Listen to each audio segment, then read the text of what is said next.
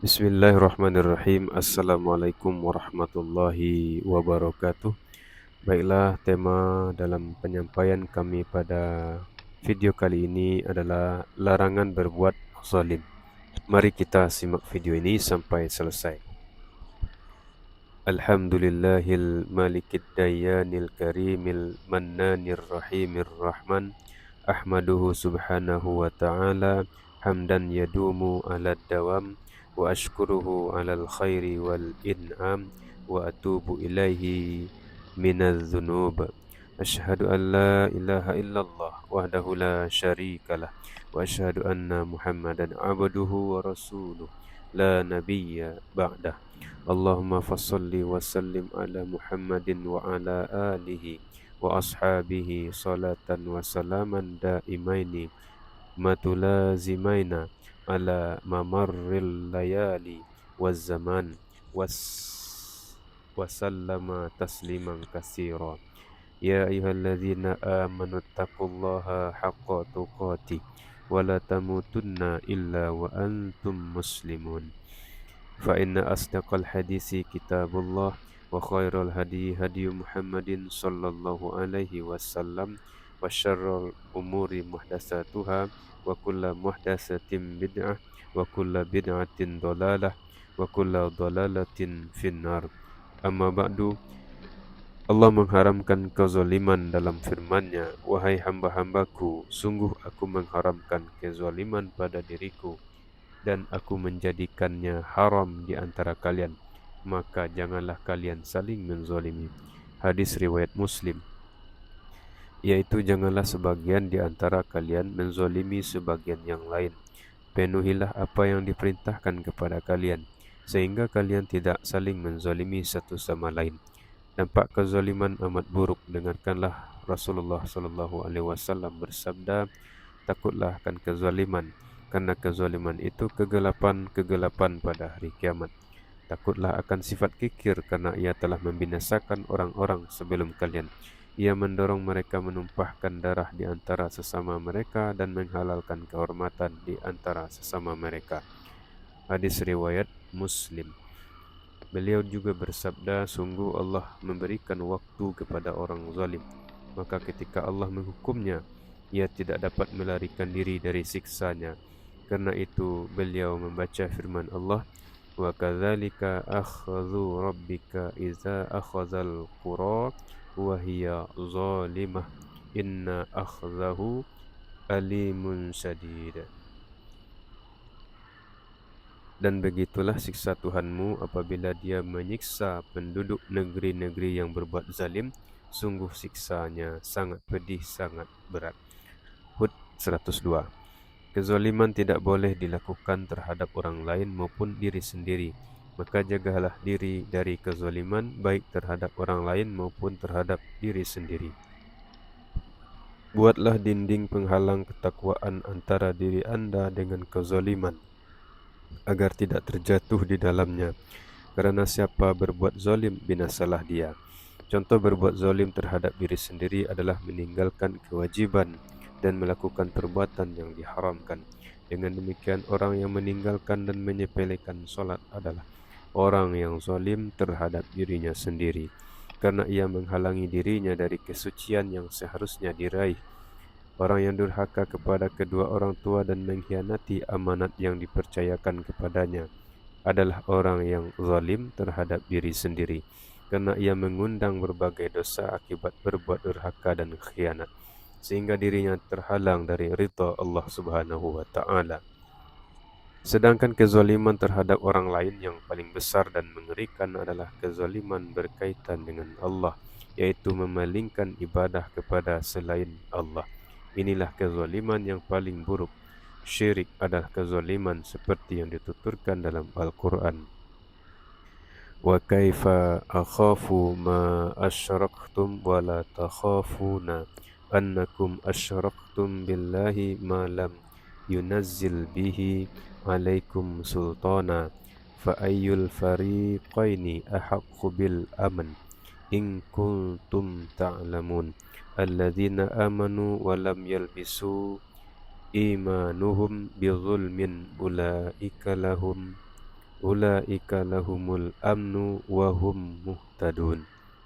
Bagaimana aku takut kepada apa yang kamu persekutukan dengan Allah, padahal kamu tidak takut dengan apa yang Allah sendiri tidak menurunkan keterangan kepadamu untuk mempersekutukannya. Manakah dari kedua golongan itu yang lebih berhak mendapatkan keamanan dari malapetaka?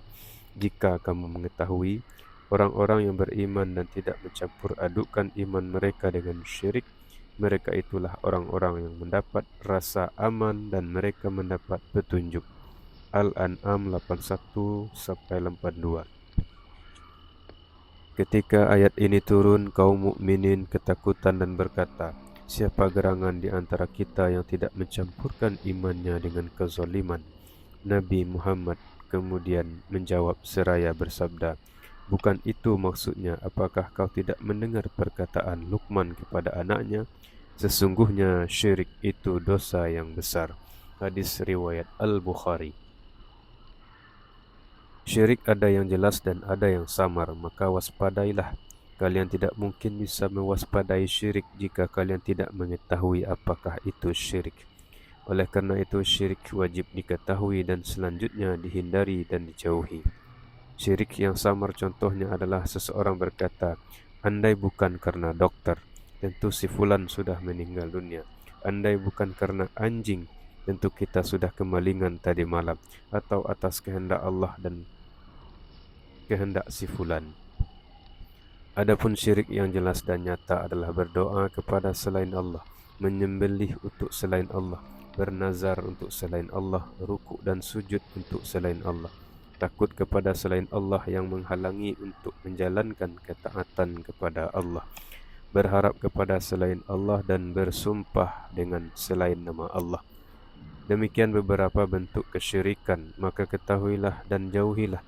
Pelajarilah juga bentuk-bentuk kesyirikan lainnya, karena siapa tidak mengetahui kesyirikan kadang melakukannya tanpa ia sadari. Inilah beberapa kezaliman berkaitan dengan Allah Ta'ala. Adapun kezaliman terkait selain Allah, yaitu kezaliman seseorang terhadap sesamanya dalam bentuk celaan, caci maki, mencoreng kehormatan orang lain, mengambil harta orang lain tanpa kerelaan hati si pemilik, meneror atau menakut-nakuti orang lain, membuat orang lain kelaparan atau kehausan, memukul dan menumpahkan darah orang lain. Berikut penjelasan Rasulullah terkait kezaliman yang dilakukan oleh seseorang muslim terhadap saudaranya sesama muslim. Maka ketahuilah agar kalian selamat dan terhindar dari kezaliman yang menyebabkan kebinasaan di dunia dan azab neraka di akhirat. Nabi bersabda, muslim adalah orang yang kaum muslimin selamat dari gangguan lisan dan tangannya. Dan muhajir adalah orang yang meninggalkan apa yang dilarang Allah. Hadis riwayat Al-Bukhari. Hadis ini menjelaskan haramnya darah, kehormatan dan harta benda seorang muslim. Juga menjelaskan bahwa orang yang menyakiti kaum muslimin berkaitan dengan darah, harta benda dan kehormatan, ia bukan muslim yang baik Islamnya. Melalui khutbah di Arafah pada tahun Haji Wada, Nabi SAW menyampaikan, sungguh darah, harta benda dan kehormatan kalian haram bagi kalian, seperti haramnya hari kalian ini, di bulan kalian ini dan di negeri kalian ini. Kalian akan menemui Rabb kalian, lalu ia akan menanyakan tentang amal perbuatan kalian. Maka ketahuilah, janganlah kalian kembali kafir sepeninggalku dan kalian saling menebas leher satu sama lain. Muttafaqun alaih. Perhatikanlah bagaimana Rasulullah yang mengumumkan haramnya darah, harta benda dan kehormatan kaum muslimin. Haramnya semua itu sama seperti haramnya bulan haram, tanah haram dan hari yang haram, yaitu hari haji terbesar pada hari Arafah yang berpuasa pada hari itu menghapus dosa-dosa 2 tahun karena besarnya kesucian hari itu. Rasulullah bersabda kepada orang yang bertanya kepada beliau, bagaimana menurutmu jika aku terbunuh di jalan Allah, apakah kesalahanku digugurkan? Beliau bersabda, ya, jika kau terbunuh di jalan Allah dengan sabar dan mengharapkan pahala, menghadap ke musuh dan bukan membelakangi, kecuali hutang, karena Jibril mengatakan hal itu kepadaku. Hadis riwayat Muslim. Perhatikanlah bagaimana Nabi mengecualikan hutang di antara seluruh kesalahan-kesalahan, karena hutang adalah hak seorang muslim yang diambil bukan atas kerelaan hati. Ini merupakan bukti terbesar akan haramnya harta seorang muslim, seperti dikuatkan dan diperjelas oleh sabda Rasulullah berikut. Tahukah kalian siapa orang yang rugi itu? Mereka para sahabat menjawab, orang rugi di antara kami adalah orang yang tidak punya dirham dan tidak punya barang. Beliau bersabda, sungguh orang yang rugi di antara umatku adalah orang yang datang pada hari kiamat dengan membawa salat, puasa dan zakat. Namun ia pernah mencela si ini, menuduh zina si anu, memakan harta si ini, menumpahkan darah si ini dan memukul si ini. Lalu si ini diberi dari kebaikan-kebaikannya, si ini diberi dari kebaikan-kebaikannya, dan si ini diberi dari kebaikan-kebaikannya. Jika kebaikan-kebaikannya habis sebelum tanggungannya selesai, sebagian kesalahan-kesalahan mereka diambil lalu dilemparkan kepadanya, kemudian ia dilemparkan ke neraka. Hadis riwayat Muslim. Siapa mencaci dan menuduh orang mukmin berbuat nista, ia sama seperti menumpahkan darahnya, memukulnya dan memakan hartanya. Mereka semua zalim dan kezaliman haram hukumnya. Siapa berbuat zalim dan durhaka, ia layak mendapatkan siksa. Jika di dunia, maka siksa yang diterima berupa hukum cambuk sebanyak 80 kali bagi orang yang menuduh orang lain berbuat zina, tapi tidak dapat menunjukkan bukti atau saksi, atau potong tangan bagi pencuri, atau hukuman mati bagi orang yang membunuh nyawa orang lain. Jika di akhirat, maka siksa yang diterima berupa dilemparkan ke dalam neraka untuk disiksa di dalamnya dalam waktu yang sangat lama. Sesungguhnya ia dikeluarkan dari sana karena iman yang ia miliki, jika memang ia seorang mukmin hakiki. Na'udzubillah. Salah satu bentuk perbuatan zalim yang lain adalah kezaliman terhadap hewan yang memiliki nilai ataupun tidak. Nabi pernah mengabarkan bahawa seorang wanita masuk neraka karena seekor kucing. Ia menahan kucing itu sampai mati. Ia tidak memberinya makan, minum dan tidak pula membiarkannya memakan serangga-serangga tanah. Muttafaqun alaih. Nabi juga bersabda, seekor semut menggigit seorang nabi, lalu ia memerintahkan untuk membakar sarang semut. Allah kemudian mewahyukan kepadanya, seekor semut menggigitmu, lalu kau membakar suatu umat di antara umat-umat yang bertasbih memahasucikan Allah. Muttafaqun alaih. Perhatikan bagaimana Allah murka kepada seorang wanita yang membunuh seekor kucing secara zalim dan semena-mena, hingga Allah memasukkan wanita itu ke dalam neraka. Dan perhatikanlah bagaimana Allah menegur seorang nabi ketika membakar satu sarang semut hanya karena ia digigit seekor semut.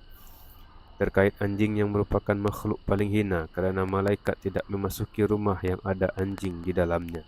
Nabi mengabarkan melalui sabdanya, ketika seekor anjing berputar-putar mengelilingi sumur yang hampir saja mati kehausan, tanpa diduga ada salah seorang wanita pelacur Bani Israel melihatnya. Ia kemudian melepas sepatunya, lalu ia memberikan anjing itu minum dengan sepatu itu. Akhirnya dosa-dosanya diampuni karenanya. Hadis riwayat Muslim.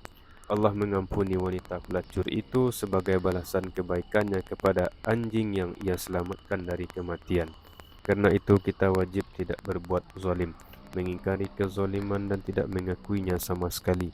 Ketika kita mampu untuk menghilangkan dan menangkalnya. Jika kita tidak mampu mengingkari kezaliman, maka cukup mengingkari dengan hati. Nabi bersabda, siapa di antara kalian melihat kemungkaran, hendaklah ia merubahnya dengan tangannya. Jika tidak mampu, maka dengan lisannya, dan jika tidak mampu, maka dengan hatinya. Dan itu mengingkari kemungkaran dengan hati adalah selemah-lemah iman. Hadis riwayat Muslim. Zalim adalah meletakkan sesuatu tidak pada tempatnya. Bagi yang melihat kemungkaran, rubahlah kemungkaran itu selama kalian mampu. Demikianlah penyampaian kami yang bisa kami sampaikan. Semoga ada manfaatnya bagi kita bersama. Barakallahu likum, barakallahu li walakum. Jangan lupa klik like and subscribe dan aktifkan notifikasinya. Wassalamualaikum warahmatullahi wabarakatuh.